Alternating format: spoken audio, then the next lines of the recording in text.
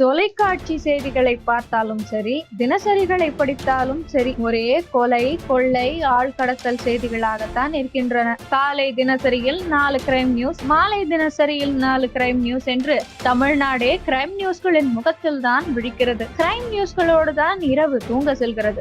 இந்த தேசத்தின் போராளியாக திகழும் இந்த பெண்மணியின் அழுகுரலை கேளுங்கள். நான் சிஆர்பிஎஃப்ல தான் வேலை பார்த்துட்டு இருக்கேன், ஜம்மு காஷ்மீரில்.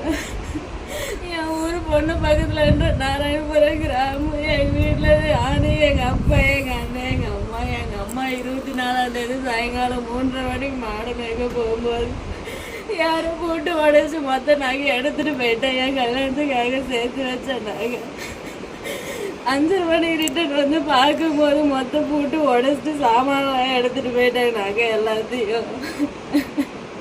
6 மணிக்கு எங்கள் அப்பா ஆடு மேய்ச்சிட்டு வந்து பார்க்கும்போது ஒரு நகையும் கூட இல்லைன்னு சொல்லிட்டு எங்கள் அப்பாவும் எங்கள் அம்மாவும் உட்காந்து ஓடாவிட்டு எங்கள் அண்ணன் வேலைக்கு போயிட்டு ரிட்டர்ன் வந்து பார்க்கும்போது அவங்க அழுதுட்டு இருந்தது பார்த்து கேட்டுட்டு போலீஸ் ஸ்டேஷனில் போய் கம்ப்ளைண்ட் கொடுத்தா. ஜூன் மாதம் 24ஆம் தேதி நைட்டு.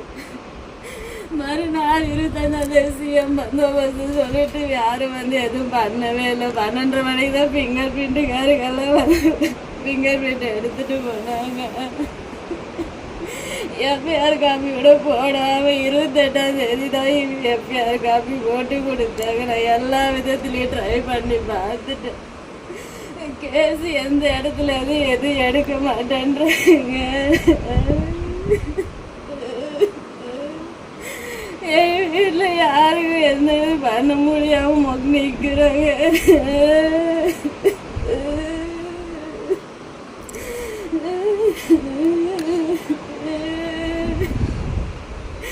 என் கல்யாணத்துக்காக சேர்த்து வச்ச மொத்தம் நாங்கள் 22 சவரன் நாக்கையும் பட்டு போடவே காசு 50,000 எடுத்துட்டு போயிட்டாங்க.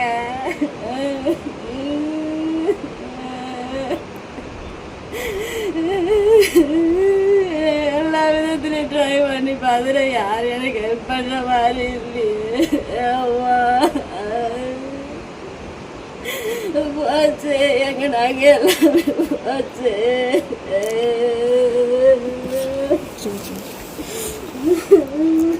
உழைத்து சம்பாதித்த பணத்தில் செய்த முதலீடு, தங்க முதலீடு கொள்ளை போய்விட்டது.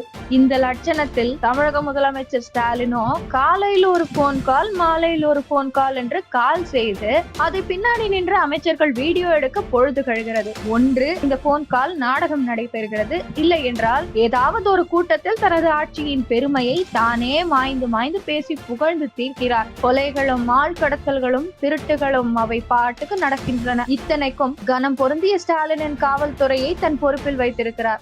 இதே கனம் பொருந்திய ஸ்டாலின் எதிர்கட்சியில் இருந்தால் காவல்துறையின் ஈரல் கெட்டுவிட்டது, கல்லீரல் அழுகிவிட்டது என்று பத்திரிகைகளுக்கு பேட்டி கொடுத்திருப்பார். இல்லை என்றால் ஆளும் கட்சியை எதிர்த்து கையில் போர்டு ஒன்றை வைத்துக் கொண்டு வீட்டு வாசலில் மனித சங்கிலி கோர்க்கலாமா, மாட்டு சங்கிலி கோர்க்கலாமா என்று சக கூட்டணி கட்சிகளுடன் ஆலோசனை நடத்தியிருப்பார். ஸ்டாலினை பொறுத்தவரை ஆட்சியில் இருந்தால் ஒரு நியாயம், ஆட்சியில் இல்லாவிட்டால் வேறொரு நியாயம். கிரைம் என்றால் ஏதோ டம்ளரையோ சொம்பையோ திருடுகிற சுண்டைக்காய் அளவு குற்றங்கள் அல்ல. 100 சவரன் 200 சவரன் என்று நகைகளை கொள்ளையடிக்கிறார்கள். வீடுகளை பூட்டிவிட்டு போக முடியவில்லை. திரும்பி வந்து பார்த்தால் முன்வாசல் கதவு முதல் பீரோக்கள் வரை திறந்து கிடக்கின்றன. பெரிய ஊர் சிறிய ஊர் என்றில்லை, எல்லா ஊர்களிலும் கொள்ளையர்கள் சர்வசாதாரணமாக தங்கள் ராஜாங்கத்தை நடத்துகிறார்கள். குழம்புக்கு கத்திரிக்காயை வாழைக்காயை வெட்டுகிற மாதிரி இன்னொரு பக்கம் கொலைகாரர்கள் சர்வசாதாரணமாக ஆட்களை கொலை செய்கிறார்கள். கொலை கொள்ளைகள் சகட்டு மேனிக்கு நடக்கிற மாதிரி ஆள் கடத்தலும் நடைபெறுகின்றன. பள்ளிக்கூடத்துக்கு போகிற பையனோ பெண்ணோ ஒழுங்காக வீடு திரும்புவார்கள் என்பதற்கு எந்த உத்தரவாதமும் தமிழ்நாட்டில் இல்லை. நெல்லை பொறியாளர் கவினின் உடலை ஒரு வழியாக உறவினர்கள் பெற்றுக்கொண்டு போராட்டத்தை வாபஸ் பெற்றுள்ளனர். இந்த சம்பவம் வெளிச்சத்திற்கு வந்த போதும் சரி, இதற்கு சில தினங்களுக்கு முன்பு போலீசாரின் அட்டூழியத்தில் உயிரிழந்த அஜித்குமார்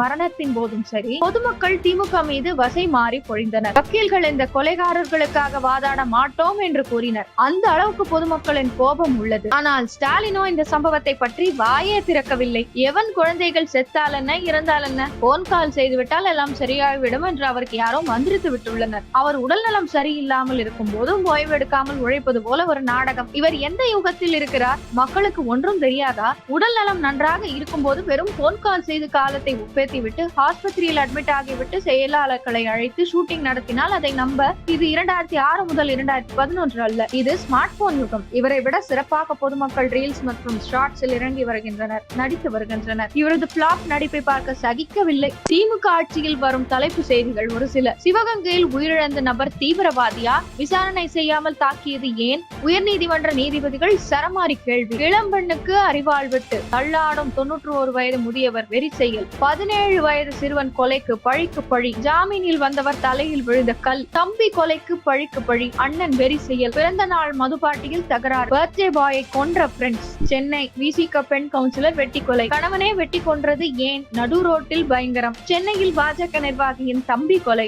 நள்ளிரவில் வீட்டிற்குள் நடந்தது என்ன? ஒவ்வொரு கொலை கொள்ளையையும் ஆள் கடத்தலையும் இது போன்ற சம்பவங்களையும் ஏதோ பல நூற்றாண்டுகளுக்கு பிறகு அன்றுதான் புதுசாக அபூர்வமாக நடைபெற்று விட்ட மாதிரி பத்திரிகைகளும் தொலைக்காட்சி செய்தி சேனல்களும் செய்திகளை வெளியிடுகின்றன. சூரியன் உதித்து சூரியன் அஸ்தமிப்பதற்குள் தினந்தோறும் இதுபோல் பல குற்றங்கள் தமிழகம் எங்கும் சர்வசாதாரணமாக நடைபெறுகின்றன. பஸ் கட்டணம் உயர்ந்து விட்டது, பால் விலை உயர்ந்து விட்டது என்று எதிர்க்கட்சிகளும் மீடியாவும் சொன்னால் உடனே அடுத்த நாளே தினசரிகளில் பக்கத்து மாநிலங்களில் பஸ் கட்டணம் எவ்வளவு, பால் விலை எவ்வளவு என்று ஒப்பிட்டு ஒரு பக்கத்துக்கு விளம்பரங்களை அரசு வெளியிடும். எங்கள் மாநிலத்தில் விலைவாசி அதிகம் என்று சொன்னால் இதை பக்கத்து மாநிலங்களுடன் ஒப்பிடுவதால் தமிழனுக்கு என்ன லாபம்? குற்றங்கள் விஷயத்தில் ஸ்டாலின் இதே போல நாடகத்தை தான் சமீபத்தில் செய்து வருகிறார். அஜித்குமார் தாயாருக்கு கால் செய்து சாரிமா என்றார். சாரியை வைத்துக் கொண்டு என்ன செய்வது? கொலைகாரர்களும் கொள்ளைக்காரர்களும் ஸ்டாலின் மன்னிப்பு கேட்பதை பார்த்துவிட்டு கொள்ளைகளை செய்வதை குறைத்துக் கொள்ள போகிறார்களா? இல்லை சாரி கேட்பதால் கொல்லப்பட்டவர்களை உயிர்த்தெழ செய்து விடுமா?